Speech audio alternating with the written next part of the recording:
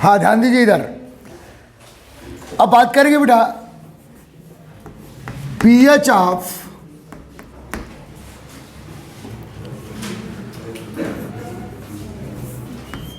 Basic buffer solution.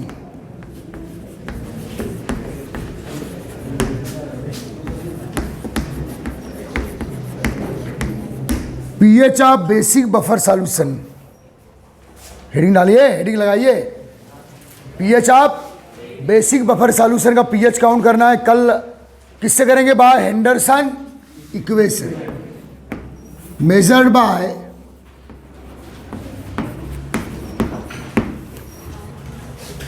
Henderson equation.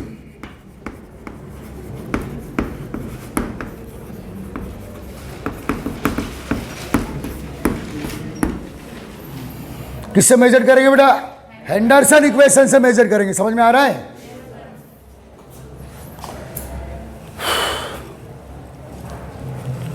तो लिखना because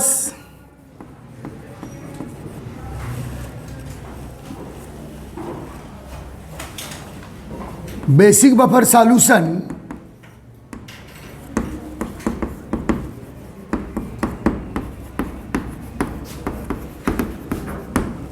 is the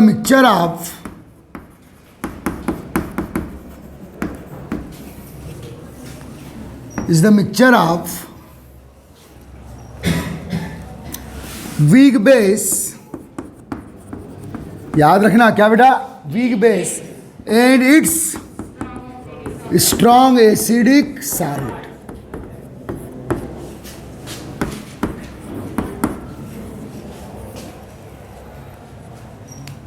which dissociate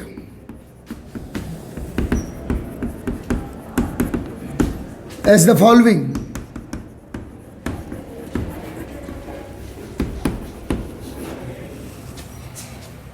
तो बड़ा BOH, ये BOH बेटा कोई वीक बेस है। बी फॉर केटायन है, BOH NH4OH हो सकता है, FeOH थ्राइस हो सकता है, JDNOH ट्वाइस हो सकता है। कल बहुत से लिखवाया मैंने। तो बी फॉर कोई केटायन है, ammonium cation, iron cation, zinc cation, ये सब समझ में आ रहा है ना। BOH क्या बेटा? एक वीक बेस है और OH माइनस रिलीज करके, ओके, इसी का मैं बेटा साल्ट बनाऊंगा। साल्ट बनाऊंगा तो कैसे करूंगा? OH माइनस रिलीज करके कोई दूसरा एनायन अटैच कर देता हूं। OH माइनस के प्लेस पे मान लो X एनायन अटैच कर देता हूं। जैसे OH माइनस के प्लेस पर X एनायन का मतलब क्या हो सकता है बेटा? क्लोराइड है, ब्रोमाइड है, आयोडाइड है, और X की जगह सल्फेट ले सकते हैं अपन। X का मतलब हेलोजन ही मत लेना यहाँ। वैसे X का मतलब क्या होता है बेटा? हेलोजन, या बी एनायन, ए जो X माइनस ले लिया मैंने। X का मतलब कोई भी एनायन, सल्फेट हो गया, कार्बोनेट हो गया, ओके, कोई भी एनायन। तो BOH प्लस BX। अब समझना बेटा, ये क्या है बेटा? वीक बेस है और ये स्ट्रॉन्ग एसिडिक साल्ट। शब्द पे ध्यान देना, ये स्ट्रॉन्ग एसिड है।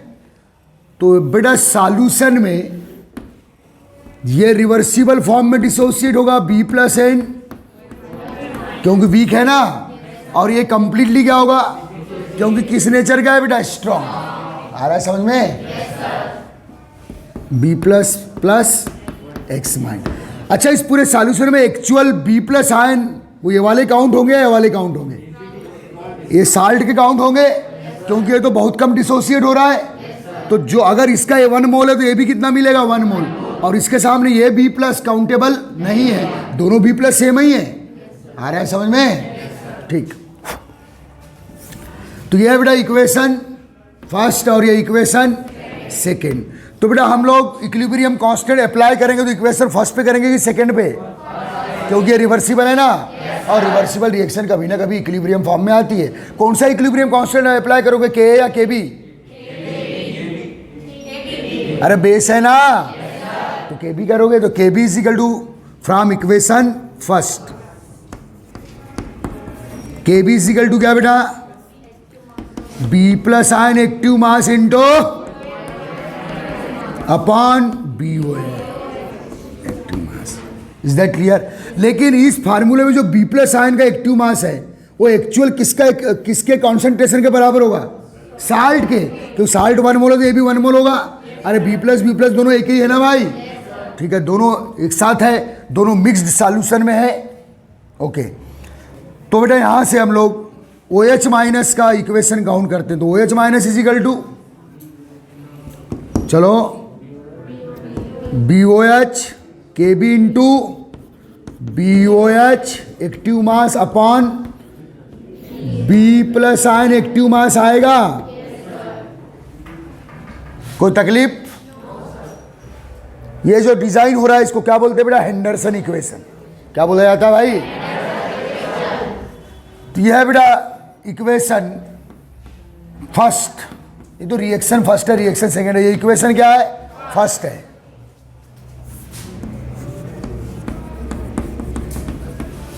ये रिएक्शन फर्स्ट से हम लोगों ने केबी अप्लाई किए। अब टेक का minus log both side.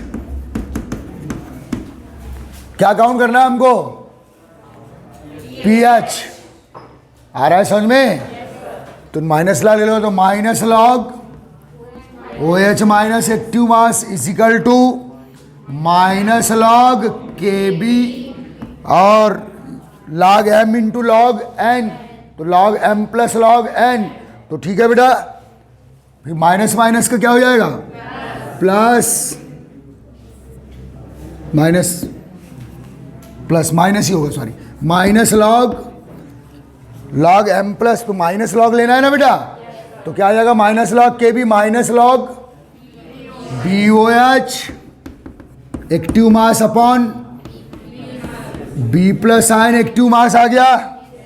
Okay, समझ में आया? Minus log OH is equal to क्या?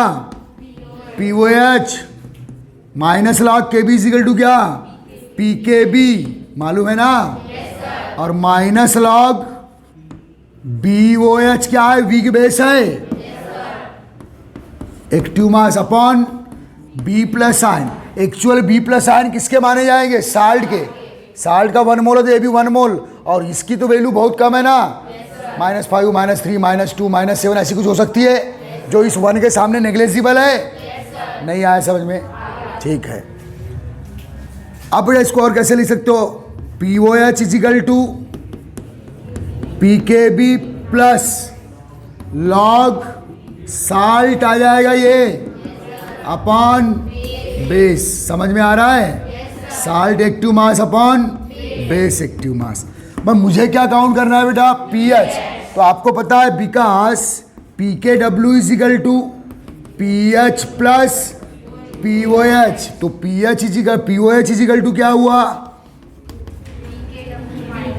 PK माइनस, बोलो, PH हुआ, सॉरी PH काउंट करना है, तो PH is equal to PKW minus POH की वैल्यू यहां से रख देंगे। इसको इक्वेशन सेकेंड बना ली हमने। कोई प्रॉब्लम है? ठीक। तो बेटा PH इज इक्वल टू अब क्या आ जाएगा? PKW। PKW की वैल्यू कितनी होती है? 14, क्योंकि ये सब वाटर मीडियम में रिएक्शन हो रही 25 पर। तो PH is equal to PKW। ठीक है बेटा, ये क्या? माइनस POH की वैल्यू रखो PKB plus log salt active mass upon base active mass. Formula आ गया पीएच का? ये मेन फार्मूला आ गया। समझ में आ रहा है?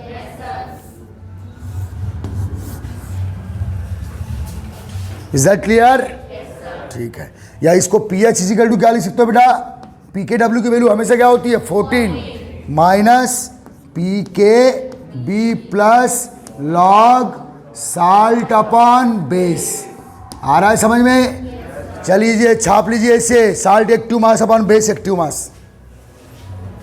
ये हेंडरसन इक्वेशन काउंट हुआ। किसके लिए काउंट किया हम लोगों ने? अरे बेसिक बफर सॉल्यूशन के लिए। चलिए क्वेश्चन लिखिए ना, एन एसिडिक सॉल्यूशन। क्वेश्चन लिखिए बेटा, an acidic buffer solution, sorry, an acidic buffer solution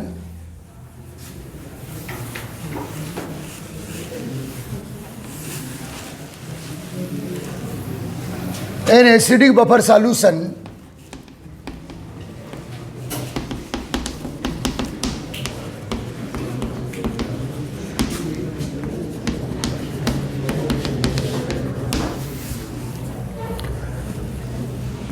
consists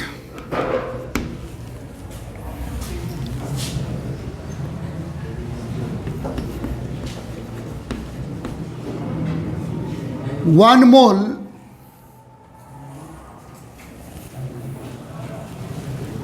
CH3COH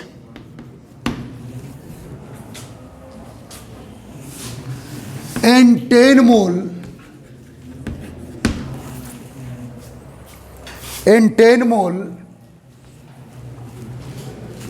CH3CONA। अच्छा बताओ ये कैसा बफर सॉल्यूशन है? एसिडिक है। किसका बना है? Weak acid plus it's strong basic salt हो गया, जो पहला वाला कल पढ़ाए थे हम लोगों ने। ठीक है। What is the pH of solution? What is the pH of solution? तो बेटा पहले देख लो कैसा बफर सॉल्यूशन है ये? एसिडिक। वैसे नाम नहीं भी देगा तो आप ये वीक एसिड और उसी का क्या है बेटा? Strong basic salt. तो वीक एसिड और उसी का स्ट्रॉन्ग बेसिक साल्ट एक ही सॉल्यूशन में है। तो ऐसे सॉल्यूशन कैसे होते हैं? Acidic buffer solution. और ये किसके अगेंस्ट बफर कैरेक्टर शो करेंगे? जब इसमें एसिड की कुछ क्वांटिटी डालोगे तो H+ आयन को बढ़ने नहीं देंगे। आ रहा है समझ में? ओके। तो क्या काउंट करने बोला है बेटा? पीएच। अब कल हमने जो फार्मूला डिजाइन किया था, पीएच इज इक्वल टू बोलो pKa plus log salt active mass upon. समझ में आ रहा है ना? अब pKa क्वेश्चन में दिया है क्या? नहीं दिया है। अरे नहीं दिया है ना? के क्या? एसिड का डिसोसिएशन कांस्टेंट। कौन से एसिड का? CH3COH। दिया है क्या? नहीं दिया। तो उसको वैसे ही लिख दो आप। दिया होता तो वैल्यू रखते ना भाई। प्लस लॉग साल्ट का एक्टिव मास कितना है बेटा? 10 मोल है। और एसिड का कितना है बेटा? तो ये हो गया pKa प्लस लॉग 10 हो गया। लॉग 10 की वैल्यू क्या है बेटा? 1। मालूम है ना? तो आंसर क्या आया? pH is equal to pKa plus 1। ये आपका आंसर हो गया। नहीं आया समझ में? ठीक है, जल्दी फटाफट काउंट करें भाई।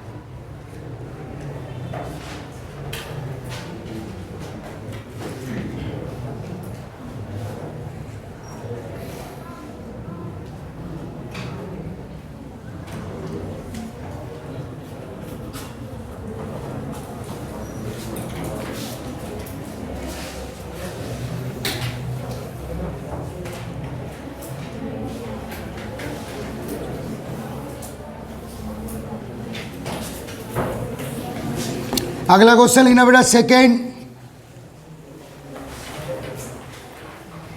इन buffer solution made up of, question देखो, in buffer solution made up of 1 mole HCN and 0.1 mole 0.1 mole NaCN.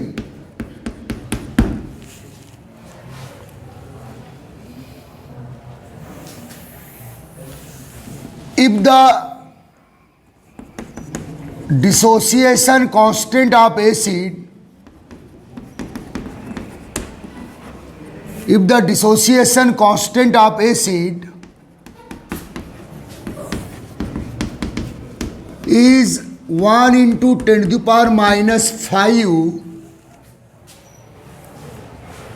1 into 10 to the power minus 5 count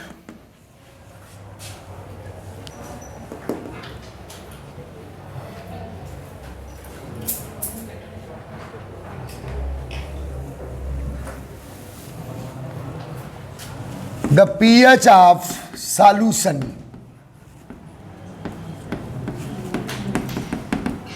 तो बेटा यहाँ ऐसा लिख के नहीं दिया है कि वो एसिडिक बफर सॉल्यूशन है कि बेसिक बफर सॉल्यूशन, ऐसा लिख के दिया है बेटा। लेकिन आप किससे पहचान लोगे? कॉम्बिनेशन से।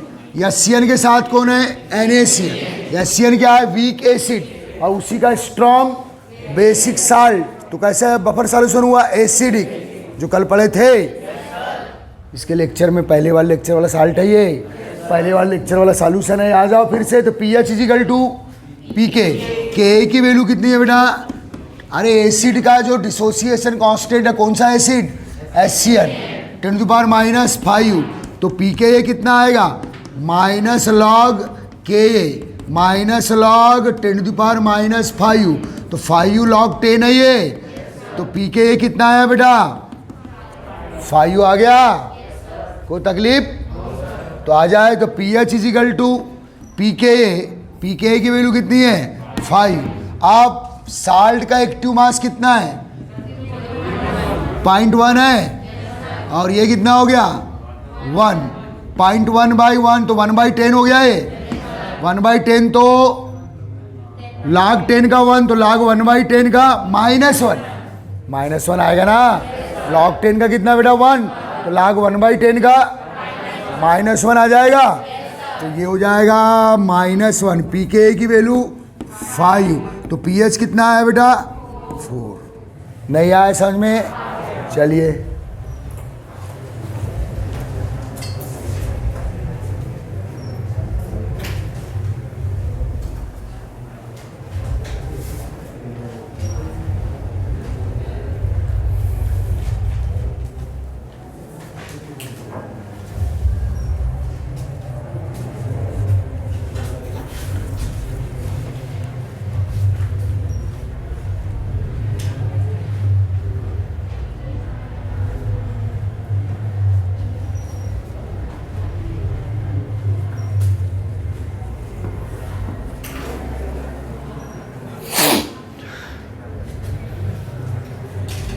समझ में आ रहे क्वेश्चन?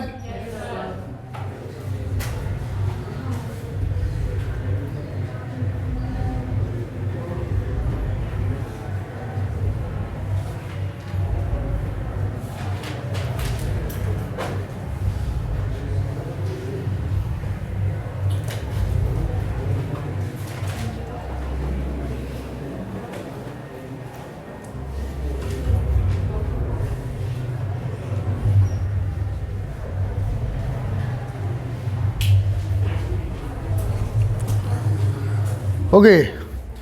तो ये बेटा हेंडरसन इक्वेशन, जिससे हम लोग किसी बफर सॉल्यूशन का क्या काउंट कर सकते हैं? pH। समझ में आ रहा है? तो आपको क्वेश्चन में देखना पड़ेगा कि वो एसिडिक बफर सॉल्यूशन है कि बेसिक। ये कॉम्बिनेशन में किस टाइप बफर सॉल्यूशन है बेटा? एसिडिक। समझ में आ रहा है?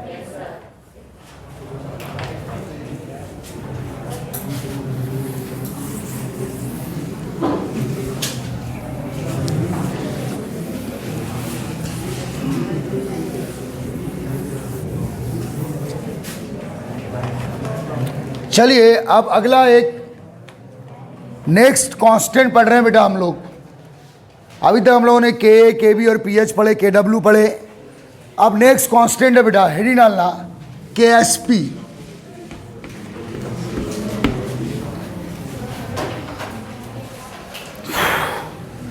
बेटा ये भी एक इक्विलिब्रियम कांस्टेंट है। क्या है बेटा? ये भी एक, इसका नाम है बेटा solubility product.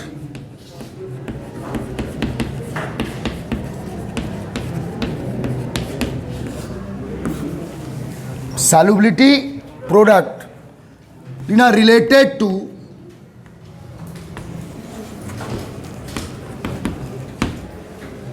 the solubility of salt। किससे रिलेटेड है बेटा? Related to the solubility of salt in a solvent। ये कांस्टेंट कहाँ डेवलप होगा बेटा? Solubility of salt in a solvent in saturated condition. समझाऊंगा, चुपचाप लिख लो अभी।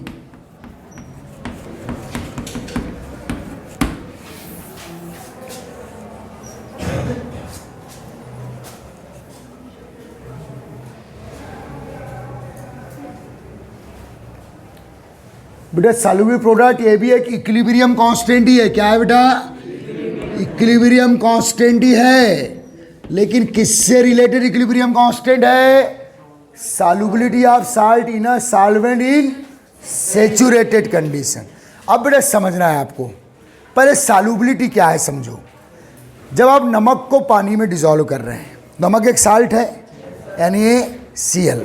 NaCl क्या है बेटा? एक साल्ट। तो आपने देखेंगे कि NaCl है, इसको आप 1 ग्लास ऑफ वाटर में डिसॉल्व कर रहे हैं। तो आप जब फर्स्ट टाइम NaCl डालोगे, एक चुटकी डाले मान लो, तो वो जैसे डालोगे क्या हो जाएगा बेटा? डिसॉल्व हो जाएगा। डिसॉल्व होना मीन्स Na+ और Cl-। किसी साल्ट का कंपोनेंट केटायन और एनायन में टूटना ही उसका क्या है? डिसॉल्व होना है। समझ लो, किसी साल्ट का कंपोनेंट या कॉन्स्टिट्यूएंट्स केटायन और एनायन में डिसोसिएट होना ही क्या है बेटा? उसका डिसॉल्व होना।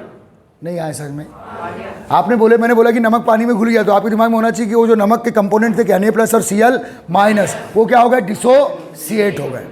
तो बेटा आप, ये 1 ग्लास ऑफ वाटर है। पहले बेटा मैं सॉल्युबिलिटी की बात कर देता हूं, समझना। पहले नोट करके लिखो, फिर समझाऊंगा ये सब चीजें। सॉल्युबिलिटी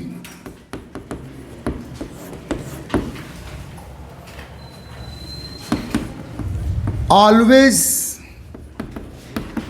count in मोल पर लीटर। सॉल्युबिलिटी किस में काउंट करते हैं बेटा आप?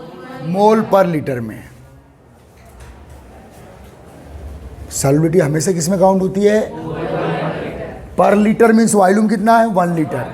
हमेशा सॉल्युबिलिटी 1 लीटर सॉल्वेंट में काउंट होती है। मोल क्या है? Number of mole of solute. Mole क्या है? Active mass. मोल पर लीटर और किसकी यूनिट है? एक्टिव। अरे मोल पर लीटर किसकी यूनिट है? एक्टिव मास की यूनिट है ना। अच्छे से याद रखना। तो बेटा मैं अब आपको जो समझा रहा हूँ, कुछ लिखना नहीं है, बस समझना है। पेन रख दो, इधर देखो। तो बेटा आपका एक जनरल एक्सपेरिमेंट बता रहा हूँ। आपने 1 ग्लास ऑफ वाटर में पहले थोड़ा सा नमक डाले, जैसे डाले इसको थोड़ा सा स्ट्रिंग किए तो वो क्या हो गया बेटा? डिसॉल्व। फिर और डाले, फिर स्ट्रिंग की तो क्या हो गया? डिसॉल्व। ओके। तो आप बोलोगे कि आपका सॉल्यूशन अभी भूखा है, मीन्स नमक मांग रहा है, अनसैचुरेटेड है। क्या बोलोगे? आप साल्ट डालते जा रहे हैं, डिसॉल्व होते जा रहा है, डालते जा रहे हैं, डिसॉल्व होते जा रहा है। इसका मतलब आपका जो सॉल्यूशन है अभी तक क्या है? अनसैचुरेटेड है, असंतृप्त है। अभी तक उसकी भूख है कि और साल्ट लाओ बोलता है। नहीं आया समझ में? अब बेटा डालते डालते जब आप नमक वहाँ डिसॉल्व करोगे तो एक कंडीशन ऐसी आएगी कि आप और साल्ट डालोगे, और जब देखोगे कांच की गिलास में डालना है, स्टील गिलास में क्या देखोगे भाई? समझ में आ रहा है? तो देखोगे कि यार जो नमक मैंने डाला था वो एज इट इज है, अब वो डिसॉल्व मीन्स आपका अब जो सॉल्यूशन है वो हाइपर सैचुरेटेड हो गया है। बोले गला भर हो गया, बोले गले तक हो गया, अब मत डालो। समझ में आया? तो आप साल्ट डालते जा रहे हो, डिसॉल्व हो रहा है, डालते जा रहे हो, डिसॉल्व हो रहा है मीन्स वो डिसोसिएट हो रहा है। डिसॉल्व होने का मतलब क्या है बेटा? वो डिसोसिएट हो रहा है, केटायन और एनायन। मीन्स आप साल्ट डाल रहे हो, डिसॉल्व हो रहा है, साल्ट डाल रहे हो, डिसॉल्व हो रहा है। रिएक्शन केवल किधर चल रही है? Forward towards dissociation. तो ऐसे सॉल्यूशन को क्या बोलेंगे बेटा आप? बोलो अनसैचुरेटेड। कब बोलेंगे कि आप साल्ट डालते जा रहे हो, वो डिसॉल्व होते जा रहा है, डालते जा रहे हो, डिसॉल्व होते जा रहा है, डालते जा रहे हो, वो डिसॉल्व। लेकिन एक चुटकी ऐसे ना डालोगे आप आगे चलकर कि आप वो बोलेगा रहने दे, मैं नहीं डिसॉल्व होने वाला। मीन्स वो साल्ट अब क्या, वो सॉल्यूशन अब क्या हो गया है? उसमें क्या है बेटा? नमक एज इट इज दिखेगा, बोले अब मैं डिसॉल्व नहीं होने वाला। रिएक्शन अब फॉरवर्ड नहीं चल रही है। अब किधर चल रही है? अब आपका NaCl ये वाला जो NaCl है ये अनडिसॉल्व NaCl है। कैसा बेटा? ये इनसॉल्युबल NaCl है। और ये कैसा है? आप 1 by 1 1 ग्राम डालो। चलो किसमें? 1 गिलास वाटर में पहले 1 ग्राम डाला, डिजॉल्व हो गया, दूसरा ग्राम डाला, डिजॉल्व हो गया, तीसरा ग्राम डाला, डिजॉल्व हो गया। बस रिएक्शन किधर चल रही है? फॉरवर्ड टुवर्ड्स और डिसोसिएट होने का मतलब ही है बेटा क्या हुआ? डिजॉल्व। समझ गए? ये डेली प्रैक्टिकल नॉलेज वाली बातें हैं। लेकिन फिर और एक और नेक्स्ट ग्राम आपने डाले, 5 ग्राम डाले, डिजॉल्व हो गया। 6वां ग्राम जैसे डाले वो ऐसा वाला नहीं होता। अब आपका नमक एज इट इज आपको ग्लास के बॉटम में दिख रहा है, तो ऐसा सॉल्यूशन क्या है बेटा? Hyper saturated. नहीं आए समझ में? तो सॉल्यूशन की 2 कंडीशन देखे आपने। 1 ग्राम डाले, डिजॉल्व हुआ, 2nd ग्राम डाले, डिजॉल्व हुआ, 3rd ग्राम डाले, डिजॉल्व हुआ, 4th ग्राम डाले, डिजॉल्व हुआ, 5th ग्राम डाले, डिजॉल्व हुआ। जैसे 6 डाले वो वैसी के वैसी है, एसिड साल्ट के फॉर्म में मिला, वो डिजॉल्व। आप उसको हिला भी रहे हो, ग्लास को स्ट्रिंग कर रहे हो तो भी वो डिजॉल्व। तो अब ऐसे सॉल्यूशन को क्या बोलेंगे? गले तक हो गया, बोले पेट भर गया अपना आपने। नहीं आया समझ में? लेकिन बेटा इन दोनों के बीच में एक कंडीशन मिलेगी जो आपको दिखेगी नहीं।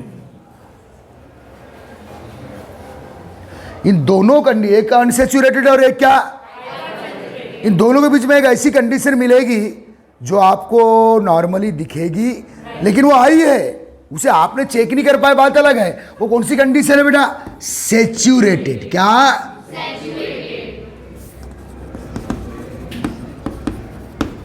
नहीं आया समझ में? नहीं आया? तो सॉल्यूशन पहले आप जब किसी सॉल्वेंट में क्या डाल रहे हो बेटा? सॉल्यूट। सॉल्यूट डालने पे वो डिजॉल्व होते ही जा रहा है, तब तक सॉल्यूशन क्या है? अनसेचुरेटेड। और आपने और डाला सॉल्यूट, लेकिन वो अनडिजॉल्व फॉर्म में दिखने लगा, तब सॉल्यूशन क्या है? तो इन दोनों के बीच में एक ऐसी कंडीशन जरूर है जिसमें साल्ट डिजॉल्वर अनडिजॉल्व दोनों फॉर्म में है। डिजॉल्वर डिजॉल्वर डिजॉल्वर दोनों फॉर्म में रिएक्शन डिजॉल्व तरफ भी चल रही है। और देखो अगर बेटा सॉल्यूशन कैसा है तो रिएक्शन केवल किधर ही चलते जाएगी? फॉरवर्ड। और कैसा है तो केवल किधर चलती जाएगी? बैकवर्ड। यानी NaCl एज इट इज दिखेगा आपको यहां। इन दोनों के बीच में एक ऐसी कंडीशन होगी जिसको हम क्या बोलेंगे बेटा? सेचुरेट, जिसमें रिएक्शन फॉरवर्ड भी चलेगी और जिस रेट से फॉरवर्ड चलेगी उसी रेट से। ये किसका नेचर है बोलो बेटा? सेचुरेटेड कंडीशन का है। समझ में आया? तो इस कंडीशन में इक्विलिब्रियम आ गया, क्योंकि जिस रिएक्शन से डिसोसिएशन होगा जिस रेट से, उसी रेट से एसोसिएशन होगा। जिस रेट से साल्ट डिसॉल्व होगा उसी रेट से साल्ट एसोसिएट होगा। नहीं आया समझ में? और वो कंडीशन को अब क्या बोलेंगे? तो आ गई इक्विलिब्रियम रिएक्शन। तो क्या वो अनसेचुरेटेड कंडीशन में आ रही है? नहीं। क्या वो हाइपर में आ रही है? नहीं। वो किस में आ रही है? सेचुरेटेड कंडीशन में आ रही है। हाँ बोलना पक्का? समझ में आया? तो बेटा किसी भी सॉल्यूशन के अनसेचुरेटेड और हाइपर सेचुरेटेड कंडीशन के बीच में एक इंटरमीडिएट कंडीशन होती है, इससे क्या बोलते हैं बेटा? सेचुरेट, जिसमें डिजॉल्व भी होता है और अनडिजॉल्व, डिजॉल्व फॉर्म में भी होता है और अनडिजॉल्व फॉर्म, उसी रेट से चलते रहता है। वो कंडीशन आपको जनरली क्लियर नहीं होती, क्योंकि आपको 2 ही कंडीशन दिखती है, एक अनसेचुरेटेड और बोलो एक चुटकी और डाला तो बोले वैसा का वैसी है। अब वो डिजॉल्व नहीं हो रहा है तो वो हाई। दोनों के इंटरमीडिएट एक कंडीशन है जिसका नाम क्या है बेटा? सेचुरेटेड। उस सेचुरेटेड कंडीशन में किसी भी साल्ट का dissociation equal to association, dissociation equal to dissociate होना मीन्स सॉल्यूबल होना। अच्छा मैं आपको इसमें पूछूं 1 2 3, इसमें सॉल्यूबल स्पीसीज कौन सी है? तो आप बोलोगे केटायन, और यही सॉल्यूबल स्पीसीज है। और ये क्या है? इनसॉल्यूबल स्पीसीज है, अनडिजॉल्व स्पीसीज है। हाँ बोलो, ये अनडिजॉल्व साल्ट है और ये डिजॉल्व साल्ट है। दोनों के बीच में एक इक्विलिब्रियम आ जाएगा। किस कंडीशन में? आ गया समझ में? पक्का? सॉल्युबिलिटी को काय में काउंट करते बेटा? काउंट इन मोल पर लीटर। आ रहा है समझ में? लिखिए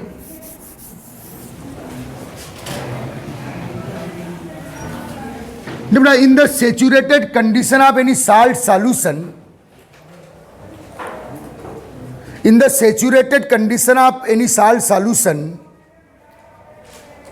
इन द क्या लिखे उस पर ध्यान देना। In the saturated condition of any salt solution, in the saturated condition of any salt solution,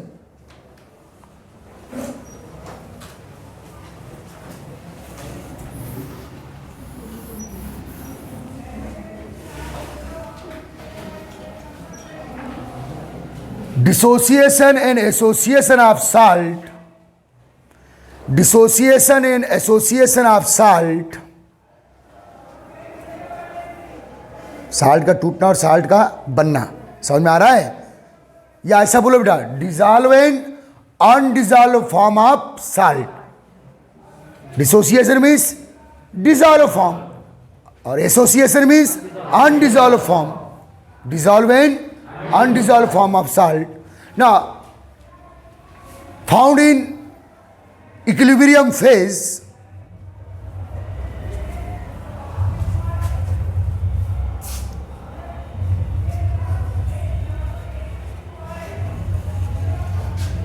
किस में मिलेंगे बेटा? मुंह मत फाड़ रहे। Found in equilibrium phase. क्या आपको समझ में आई थ्योरी? डिजॉल्व फॉर्म और अनडिजॉल्व फॉर्म किस फेज में होगा बेटा? जिस रेट से डिजॉल्व होगा उसी रेट से, जिस रेट से डिसोशिएट होगा उसी रेट से फाउंड इन इक्विलिब्रियम। तो बेटा एट दिस सिचुएशन, उसी में लिखो आगे, at this situation the ionic product of salt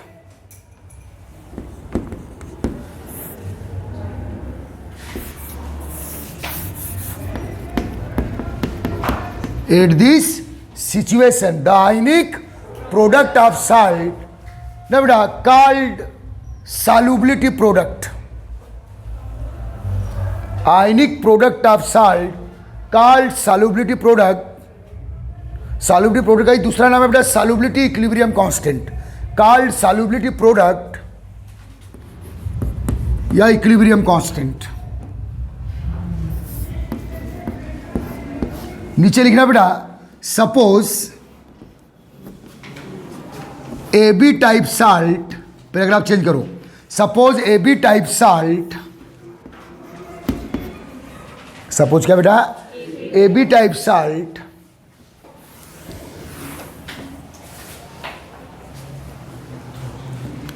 dissociate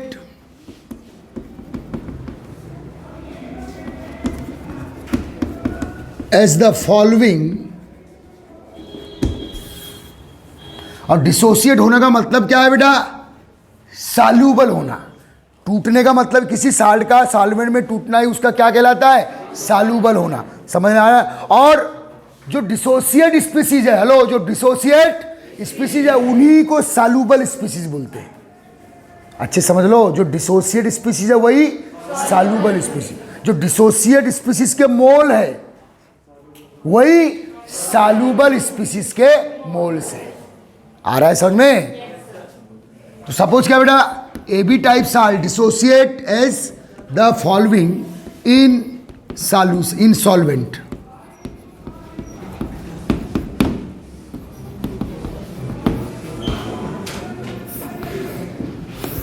solvent at saturated, बोलो एट सेचुरेटेड कंडीशन। क्योंकि बेटा सेचुरेटेड कंडीशन में अनडिजॉल्व और डिजॉल्व के बिटवीन क्या रहेगा? एक इक्विलिब्रियम। समझ में आ रहा है? जिस रेट से डिजॉल्व होगा उसी रेट से अनडिजॉल्व, जिस रेट से डिसोसिएट होगा उसी रेट से। समझ में आ रहा है ना? एट सेचुरेटेड कंडीशन याद रखना। तो ए बी साल्ट है बेटा, सेचुरेटेड हो गया तो forward reaction equal to the A plus plus B minus. Forward चलना सॉल्यूबल होना और बैकवर्ड चलना इनसॉल्यूबल होना। फॉरवर्ड चलना सॉल्यूबल होना और बैकवर्ड चलना। तो ये ए बी कैसा फॉर्म है बेटा? इनसॉल्यूबल फॉर्म है। और ए प्लस बी माइनस क्या है बेटा? अच्छे समझ लो इस बात। तो ए साल्ट है बेटा, ए भी एक साल्ट है। साल्ट कैसे होते हैं? सॉलिड होते हैं। और सॉलिड का एक्टिव मास कितना होता है? प्योर वाटर का एक्टिव मास भी मैंने 1 लिखा है, एक दिन याद है। और सॉलिड का एक्टिव मास भी क्या होता है? 1। समझ में आ रहा है? तो लगाएंगे बेटा क्या? Equilibrium constant. चलो फार्मूला बताओ। A plus ion active mass into, और ये ए भी कैसा है बेटा? सॉलिड है। ये यस फार क्या है? सॉलिड।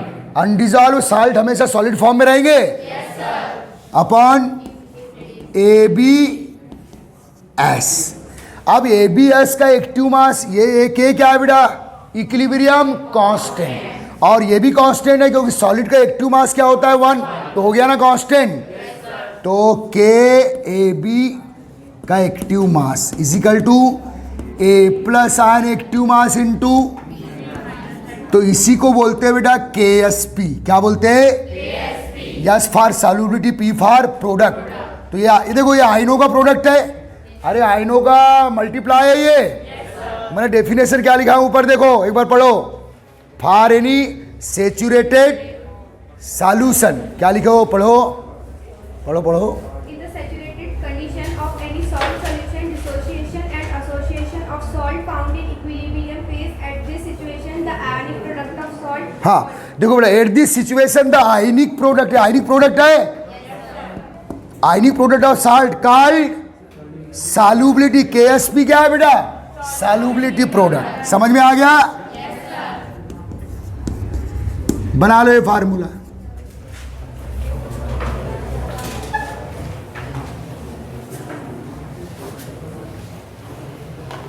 क्लियर है? समझ में आया नहीं आया? क्या बेटा? जोर से बोलना। हाइपोटोनिक, हाइपरटोनिक अलग होते हैं, ऑस्मोटिक प्रेशर में पड़ते हैं, यहां का नहीं है। 12th में पढ़ोगे।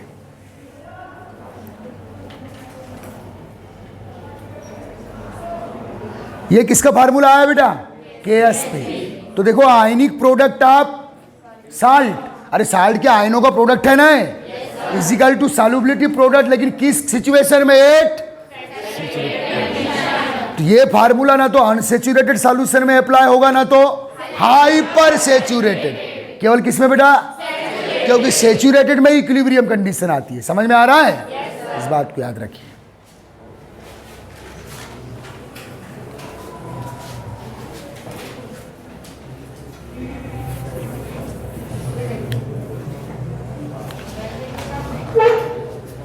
बेटा A plus ion the soluble form of A B salt and B minus ion is the soluble form of A B salt. इन्हीं के मोल ही सॉल्यूबल मोल कहलाएंगे। समझ में आ रहा है? अच्छे समझो।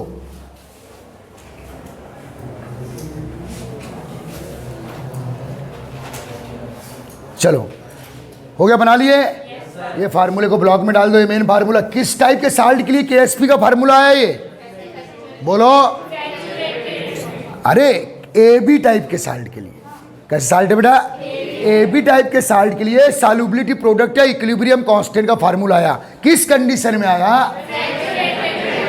और हमेशा केएसपी कब काउंट करोगे? सेचुरेटेड कंडीशन में। क्योंकि इक्विलिब्रियम कहाँ आएगा? सेचुरेटेड। जब अनडिजॉल्व और डिजॉल्व फॉर्म के बिटवीन क्या आ जाएगा बेटा? एक इक्विलिब्रियम। जिस रेट से डिसोसिएट होगा उसी रेट से एसोसिएट, तब तो इक्विलिब्रियम आएगा। और ये केवल सेचुरेटेड सिचुएशन में हो सकता है। आ रहा है समझ में? आप ध्यान दो। चलो एक क्वेश्चन लिखो। Count the equation of KSP, count the equation of KSP. Question लिखिए, count the equation of Ksp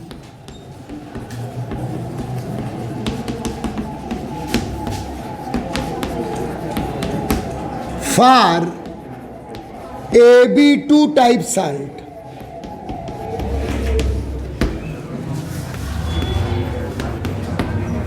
किस साल्ट के लिए बेटा? AB2 type. AB2 में एक एटायन है और 2 भी एनायन है ना? तो देखो, आप इसको कहाँ डिजॉल्व करोगे? सॉल्वेंट में। तो AB2 डिजॉल्व कैसे टूटेगा बेटा? ए प्लस और ट्वाइस बी माइनस। अरे B2 है ना भाई? नहीं आया समझ में? पक्का? और ये अगर रिवर्सिबल साइन दिया हो म्हणजे सॉल्यूशन कैसा है? सेचुरेटेड। अब बार बार बताने की जरूरत नहीं है, क्योंकि सॉल्युबिलिटी प्रोडक्ट केवल सेचुरेटेड में ही काउंट कर सकते हो। तो बताओ आप, K is equal to A plus ion active mass into B minus ion active mass का होल स्क्वायर आएगा, क्योंकि नंबर ऑफ मोल को पावर के रूप में अप्लाई करते हैं। इसके पहले किए हैं केपी के सब में हम लोगों ने। अपॉन AB2 कैसा है बेटा? सॉलिड। अरे साल्ट अनडिजॉल्व साल्ट है ना, तो ये भी कांस्टेंट और ये भी, तो K इंटू AB2 का एक्टिव मास क्या है? कांस्टेंट। इजिकल टू क्या लिखोगे इसको? KSP, A plus ion active mass into B minus ion active mass का होल स्क्वायर। KSP का फार्मूला आ गया ये।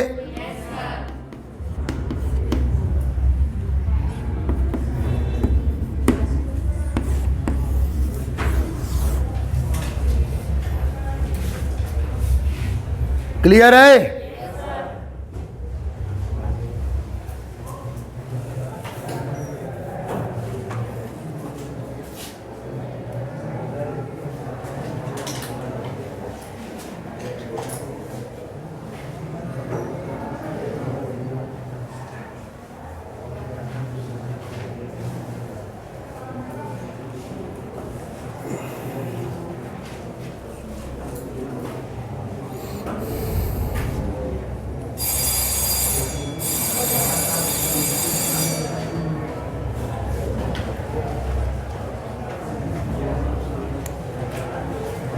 नोट करके लिखना बेटा।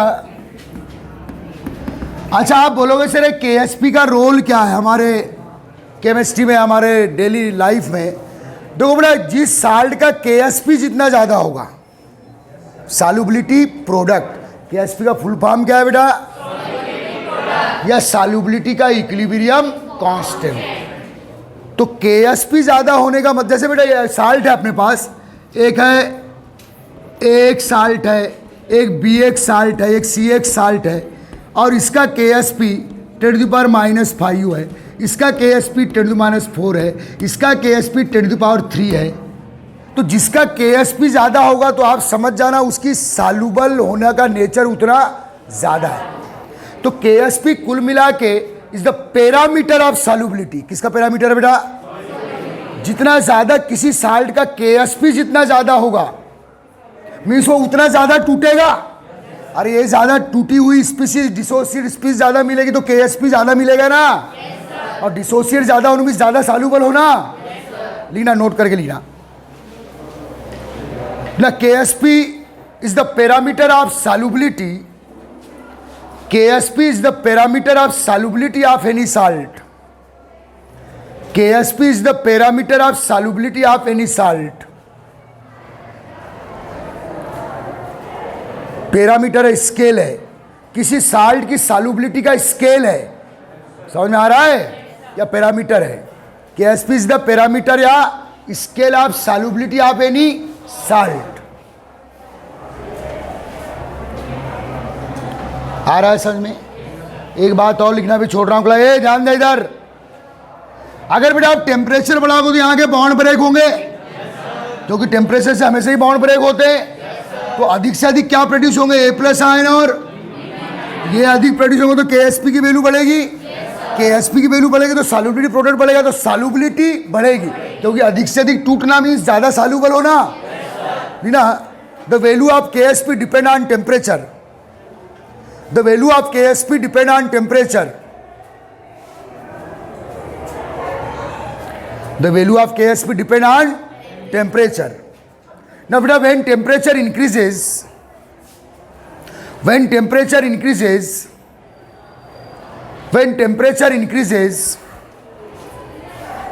now value of KSP increases respectively. Value of KSP increases respectively. और KSP बढ़ना मतलब क्या बढ़ना बोलो? सॉल्युबिलिटी। क्या बढ़ना? हाँ याद रखना, क्योंकि सॉल्युबिलिटी का स्केल क्या है? Solubility product. ये जो KSP है ये किसका स्केल है?